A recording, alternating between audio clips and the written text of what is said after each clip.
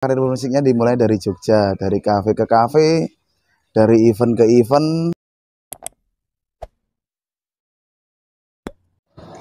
Assalamualaikum warahmatullahi wabarakatuh. Selamat berjumpa kembali sahabat Pura-Pura di kanal YouTube Pura-Pura. Nah, pada kesempatan kali ini kita kedatangan satu bintang tamu yang sangat luar biasa, teman-teman. Ada di samping saya ini Mas Aji Anggoro. Ya, saya sendiri. Udah kelihatan ya, asik banget nih orangnya. Nah, pada kesempatan kali ini teman-teman kita bakal ngobrolin nih sesuatu yang memang sudah dalam waktu lama ditekuni oleh Mas Aji. For your information teman-teman, Mas Aji Anggoro ini kalau teman-teman searching di YouTube atau di Google pasti muncul Aji Anggoro artis musik.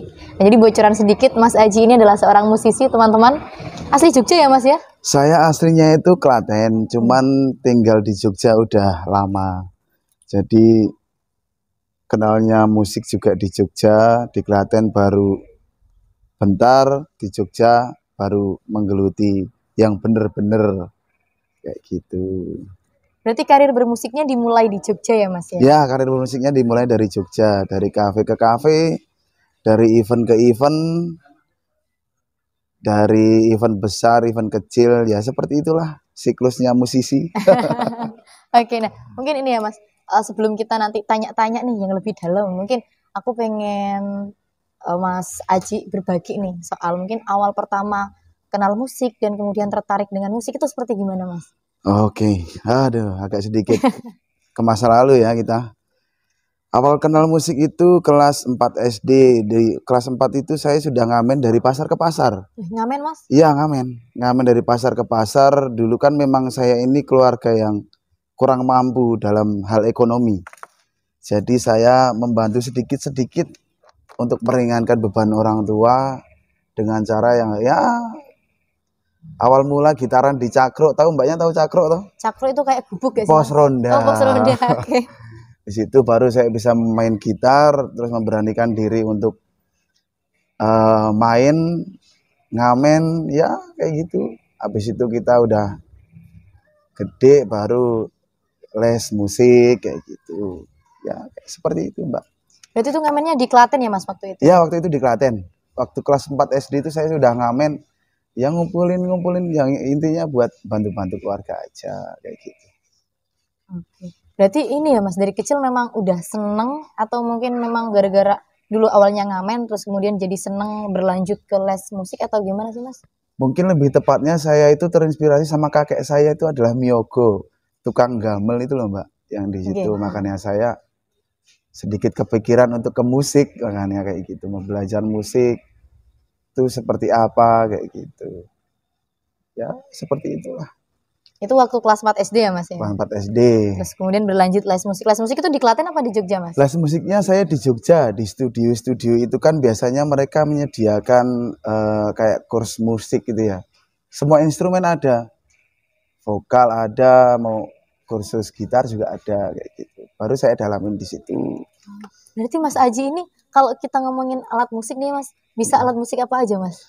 Alhamdulillah saya bisa alat musik apa ya, gitar, bass, keyboard, drum, terus sama keyboard itu piano. Piano itu ya itu aja yang saya bisa. Yang Nyanyinya bisa juga? Nyanyinya banyak falesnya mungkin. Tapi luar biasa loh, ini ternyata banyak alat musik yang dikuasai oleh Mas Aji. Ya alhamdulillah karena belajar. Oke. Nah, terus kemudian dari les musik itu ya Mas, kemudian mulai bikin lagu atau mulai nyanyi itu kapan Mas, yang bener-bener mungkin dari satu event yang kemudian nganterin Mas Aji ke event-event selanjutnya? Ya dari saya bisa main musik, lalu saya beranikan diri dulu masih reguleran kafe ke kafe. Seiring menaiknya. Seiring bertambahnya musikalitas, jadi saya beranikan diri untuk ambil job-job event gede kayak gitu ya. Seperti itu siklusnya. Terus sekarang alhamdulillah bentar lagi saya ini belum promo kayak nih. Boleh. Habis ini saya mau rilis single judulnya itu Gadis Semboyak, kawan-kawan. Gadis Semboyak itu menceritakan tentang gadis yang nggak mau tahu tentang perasaan cowok yang sangat mencintai dirinya. Wah, gadis Boya. Boya itu kan bahasa Blora kalau nggak salah. Boya itu cuek nih wis, babah wis kayak gitu. Kayak gitu. Pokoknya tungguin aja. Insya Allah pertengahan puasa rilis. Ini bakal menghiasi puasa teman-teman nih lagunya Mas Aji. Tapi Mas, ngomong-ngomong nih ya, lagunya Mas Aji tuh genrenya apa sih Mas? Saya lebih ke ini, ke apa namanya, pop alternatif. Kayak semacam ya pop-pop band-band era-era 2000-an seperti itu. Tapi saya kemas di aransemen-aransemen yang modern. Jadi enggak yang plek persis kayak pop 2000-an tuh, enggak, kayak ada pemanis-pemanis dikit lah. Kalau penasaran ya langsung aja dengerin. Soalnya kalau pandangan saya ya Mas ya, musisi Jogja itu representasinya akustik sama ini koplo-koplo ini Mas, modern. Pop Mas dangdut itu ya. Yeah. Saya juga suka itu. Ya, enak itu musiknya. Tapi so far ini ya Mas, buat genre musiknya Mas Aji pop itu tadi. Ya pop alternatif, lebih ke situ ya. Sejauh ini udah berapa lagu Mas yang Mas Aji bikin Mas? Waduh, kalau karya saya pribadi itu mungkin sudah ada 15-an, cuman baru terpublish 7 kawan-kawan. Karena baru OTW semuanya. Ya didoakan saja semoga diperlancar gitu aja. Amin amin amin. Nanti kalau Mas Aji bikin konser kita datang. Ya. Oke. Jadi memang sudah banyak lagu yang dirilis, tapi untuk yang publish hari ini di platform media sosial itu baru 7. Baru 7, baru 7. Ongoing mungkin. Iya. 8 besok ini sama Gadis Boya nih. Gadis Boya, ingat-ingat teman-teman. Aku jadi penasaran nih sama Gadis Boya ini. Iya. Nah, kemudian ini Mas Aji, kalau mulai karir bermusik dari tahun kapan Mas berarti itu? Kalau saya rilis secara profesional itu dimulainya tahun 2020. 2020 itu saya sudah bergabung sama beberapa publisher, sama beberapa agregator yang cukup membuat saya bisa berlatih untuk profesional seperti itu. Ya 2020 itu tadi. Sampai hari ini ya? Sampai hari ini. Dan masih akan tetap berlanjut? Ya, sampai berlanjut. Entah sampai kapan. Oh iya Mas, saya tadi dapat bocoran sedikit. Iya, bocoran sama siapa? Ini boleh saya minum nggak nih kopinya ini? Silakan. Mesake loh, kira diombe-ombe. Nah, dapat bocoran Mas, katanya Mas Aji itu dulu ditawarin buat jadi artis gitu kan, tapi Mas Ajinya menolak. Itu benar nggak sih Mas? Kalau kurang tepat? Sebenarnya itu kurang tepat. Karena kalau dijadiin artis itu kalau saya lebih memilih jadi senimannya Mbak, bukan jadi artisnya. Jadi ya aja, biar mengalir gitu aja. Mau jadi seniman atau jadi artis, yang penting usaha kita sendiri kayak gitu. Jadi nggak tergantung sama orang lain ya kayak gitu. Berarti memang bagian menolaknya ini bener ya Mas ya? Bukan menolak sih intinya. Wah tambah ngelatur nih ngomongnya. Bukan menolak, waktunya belum pas gitu aja, waktunya belum pas dan masih banyak kerjaan juga toh Mbak yang harus tak kerjakan itu, jadi belum pas aja waktunya, seperti itu. Makanya tadi kan saya waktu dengar itu saya mikir, padahal kalau misalkan jadi musisi artis nih ya Mas ya, itu kan kayak peluangnya lebih besar. Ya. Cuma kenapa nolak ya? Ya udah nanti ditanyain, dari kan digituin. Sebenarnya dilema dalam hati itu, dilema. Jadi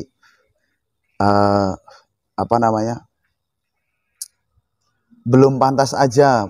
Pada saat itu saya belum merasa pantas untuk dijadikan sebuah artis kayak gitu aja. Dan masih ingin belajar terus tentang musik kayak gitu. Kalau waktunya tepat saya jadi artis, pasti kawan-kawan lihat kok kayak gitu. Siap Mas Aji. Ini jadi pengalaman nih, nanti kalau misalkan Mas Aji jadi artis nih yang sering konser dari kota ke kota, aku bisa sombong, oh aku dulu pernah wawancara Mas Aji. Dan saya juga pernah diwawancara sama mbaknya kayak gitu. Oh kita belum kenalan ya Mas Aji? Iya, Mbak apa namanya ya? Iva Mas. Oh Mbak Iva. Oh iya Mbak Iva. Salam kenal juga. Maaf ini malah perkenalannya di tengah-tengah. Gak apa-apa. Ini ngobrol santai kan ini. Iya, Oke. oke, oke. Kemudian selanjutnya Mas yang pengen saya tanyakan juga nih. Dalam karir profesionalnya Mas Aji ya, dari kurun waktu 2020 sampai 2024. 24. Kira-kira nih pengalaman yang menurut Mas Aji paling berkesan, paling mungkin paling menyenangkan, paling sulit, mungkin boleh diceritakan Mas? Paling berkesan. Paling berkesan itu aku nyiptain lagu 2021 judulnya Sebat Merindu. Aku sempat dengerin tadi Mas. Sebat Merindu itu saya waktu masih di kota sana itu memang benar-benar kehilangan sosok perempuan yang memang benar-benar ngertiin kita apa adanya gitu loh Mbak. Ngertiin kita apa adanya, ya udahlah aku tulis buat mengenang masa-masa indah dulu kayak gitu. Jadi ya itu yang sangat berkesan itu di lagu, malahan kalau di panggung-panggung mungkin yang berkesan saya waktu acara Senja Fest Musik, yaitu di sini di Taman Senja Ngeluh, itu berkesan banget karena di situ juga apa namanya tuh, ibuku ngasih support, itu pertama kalinya ibuku tuh ngasih support saya di musik. Itu tahun 2022, mana kalau selama ini kan ibu saya nggak support. Oh, waktu dari Ya, kecil sampai ini ya Mas? dari kecil sama ini kan memang saya dituntut untuk ya udah kerja kayak gitu. Apapun kerjaannya yang penting bisa ini ya. Berhubung ibu tahu nih langsung disupport dan segala macam. Ya alhamdulillah ini saya bisa rilis beberapa lagu kayak gitu. Itu bahagianya di situ berkesan ya, pas waktu naik panggung itu ibu ngomong semangat ya Le kayak gitu. Itu wes hati itu udah bergetar ya, gitu.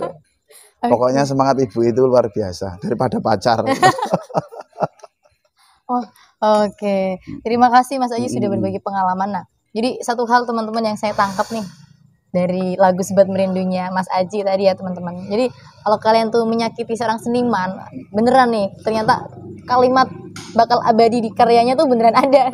Mas Aji nih buktinya diabadikan di lagu Sebat Merindu. Nah, Ya. barangkali nih Gadis Boya tadi ya Mas. Gadis Moya. Itu juga ini teman-teman. Kalau itu pengalaman kawan saya, kalau itu pengalaman kawan saya. Jadi bukan pengalaman saya. Alhamdulillah selama ini cewek-cewek sama saya itu welcome. Oke. Entah kenapa ya nggak tahu, saya itu juga wah bingung dewe. Gitu Mbak, kayak gitu. Oke. Nah, mungkin ini Mas, ada nggak sih bagian yang menurut Mas Aji paling sulit buat Mas Aji ketika menjalani karir sebagai musisi, Mas? Berbagi waktu. Berbagi waktunya kan di samping saya kerja kantor, saya juga harus menghidupi anak-anakku nih. Anak di sini yang ku maksud karya. Harus bisa gimana caranya aku bisa berkarya dengan baik dan benar, terus dinikmati kawan-kawan juga enak kayak gitu kan. Itu masih menjadi problem tersusah dalam hidupku. Bagi waktunya kayak gitu. Ya semoga bisa membagi waktu kayak gitu aja. Baik, nah, ini mungkin juga ini ya teman-teman, satu hal yang bisa kita pelajari dan bisa kita refleksikan terkait membagi waktu, apalagi teman-teman yang mungkin pengen lebih dalam di bidang musik, karena memang butuh perhatian banyak ya Mas buat karya-karya, kemudian juga buat hal-hal yang lain juga. Oh ya, ini saya mau promosi lagi dong. Silahkan Mas, boleh. Saya ini membuat suatu manajemen namanya DG Music Project. Di situ saya beberapa punya artis juga. Selain saya itu ada Mas Sidik Wahyu Santosa yang diproduseri saya juga, alhamdulillah. Terus dibantu sama pembiayaannya sama kawan-kawan. Judulnya Kau Untukku sama Sempurnaku. Pokoknya bisa langsung dicus di channel YouTube-nya itu. Mbaknya mau penasaran nggak sama DG Musik tadi? Kalau tadi saya penasarannya itu sama ini Mas Aji Anggoro. Aku searching, memang kelihatan kan beberapa lagunya. Tapi sebenarnya tadi aku sempat baca Sempurnaku juga deh Mas. Iya. Sempurnaku itu ciptaannya kawan saya dan mereka juga ingin mencoba untuk bermusik secara profesional yang mengarah ke ini, ke apa namanya, karya. Jadi di mana mereka di sisi lain mereka bekerja, di sisi lain mereka juga berkarya. Kan nggak bisa tuh Mbak, kita berkarya sambil bekerja lainnya, mungkin kantoran dan lain-lain, kita kan ribet juga atau hitungannya. Mungkin dari situ kita bantu nih kawan-kawan DG, kan ada banyak personilnya, ada banyak orang-orangnya juga, kita bantu di situ, kita bantu semuanya, administrasinya apa semuanya kita bantu. Dan alhamdulillah udah terlahir satu kawan saya namanya Sidik Wahyu Santosa tadi. Itu masuk manajemen DG Music Project. Berarti seperti DG Musik ya, Mas? DG Music Project. DG Musik itu seperti rumah produksi atau Iya, atensi ya, Mas? rumah produksi sama rumah atensi. Seperti itu. Dan itu nanti juga bisa ini ya Mas, mewadahi musisi-musisi yang mungkin juga pengen bikin musik atau gimana sih Mas? Iya, bikin musik bisa, atau pengen kita sharing apa namanya, sharing tentang musik, kita juga bisa kayak gitu.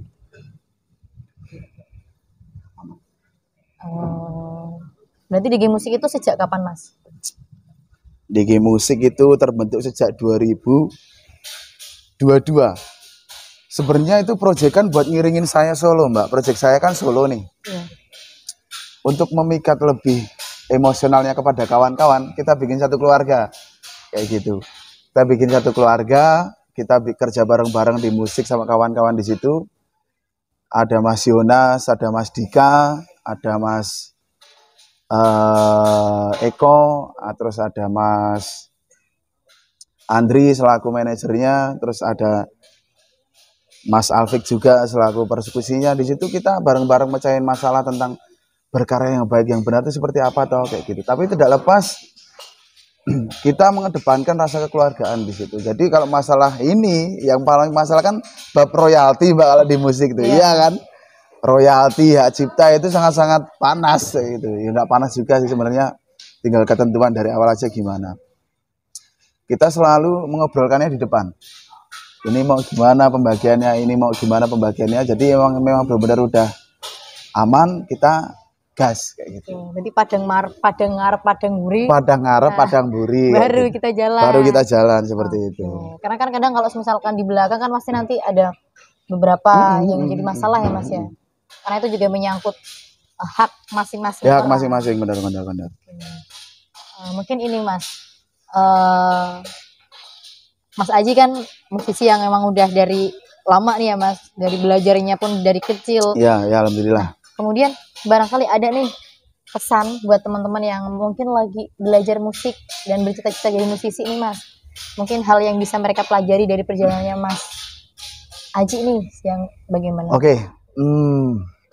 Menurut saya, pokoknya kawan-kawan jangan patah semangat, terus berkarya apapun kondisinya, jangan patah semangat. Ya karena kalau kita nggak semangat, ya siapa lagi? Kayak gitu. Kayak gitu aja, aman. Oke. Terakhir Mas, bagian menyenangkan jadi seorang musisi itu apa sih Mas? Bagian menyenangkan dari seorang musisi itu adalah kita bisa menyenangkan orang lain. Itu menurut saya enak aja. Jadi seumpama ada orang galau diputus pacarnya tuh, kita hibur pakai lagu kayak gitu kan. Mereka juga jadi nggak galau lagi. Ya udah, alhamdulillah tuh bisa ngibur orang. Katanya kalau ngibur orang tuh pahala, bener gak sih? Iya Mas. Bener. Pernah denger kayak bener gitu. Gak sih? Iya. Kayak gitu. Terima kasih Mas Aji. Siap, sama-sama Mbak Ava. Iva Mas. Mbak Iva. Oke. Nah ini teman-teman, satu hal yang kita pelajari dari seorang musisi, dari seorang seniman, ini adalah tentang dorongan batinnya untuk menyenangkan banyak orang. Karena kan bener tadi yang disampaikan Mas Aji, salah satu ibadah yang pahalanya gede itu adalah memberikan kebahagiaan di hati orang lain. Dan kita bisa tiru dari semangat dan juga cerita perjuangannya Mas Aji Anggoro dalam meniti dunia musik, dimulai dari pengamen pasar ke pasar, kemudian belajar. Dan hari ini beliau juga sudah memiliki rumah produksi dan juga banyak sekali lagu yang bisa kita nikmati bersama-sama. Teman-teman kalau misalkan penasaran nih profilnya Mas Aji Anggoro lebih dalam, bisa langsung cek di pencarian Google YouTube Aji Anggoro, nanti pasti muncul ya Mas ya. Alhamdulillah udah muncul. Ada ini nggak sih Mas channel YouTube? Biasanya di kawan-kawan kalau pengen apa, kalau bahasa sekarang kepo ya. Iya. Kalau pengen kepoin itu langsung di Google aja deh. Ketik Aji Anggoro itu udah ada kok dashboardnya saya itu. Mulai dari lagu, mulai rilisnya kapan itu udah ada. Kayak gitu. Ya, tadi saya juga sempat Udah lihat ada di komplit. Spotify juga. Spotify-nya juga ada. Di YouTube ada juga. Ya, Mas. YouTube ada. Langsung klik aja Aji Anggoro, nanti juga ada keterangan artis musisi kayak Nah. gitu. Beneran Mas, ini kalau di Google beneran kayak gitu. Nah, sekali lagi saya ucapkan terima kasih Mas Sama-sama Aji Mbak Iva, sama-sama. Pengalaman yang sudah dibagikan kepada Ya. kami. Semoga ini juga bisa jadi semangat buat teman-teman yang pengen jadi musisi seperti Mas Aji. Nanti teman-teman yang nonton kalau misalkan belajar ke Mas Aji bisa ya Mas ya? Kita bareng-bareng aja deh belajar. Kita bareng-bareng aja belajar kayak gitu. Terima kasih Mas Aji. Iya, sekali Mbak Iva, lagi. sama-sama. Begitu teman-teman untuk podcast kita pada malam hari ini, pada hari ini teman-teman. Oke, sampai berjumpa kembali di video selanjutnya dengan narasumber yang lainnya. Mungkin itu dari kami. Sekian, wassalamualaikum warahmatullahi wabarakatuh.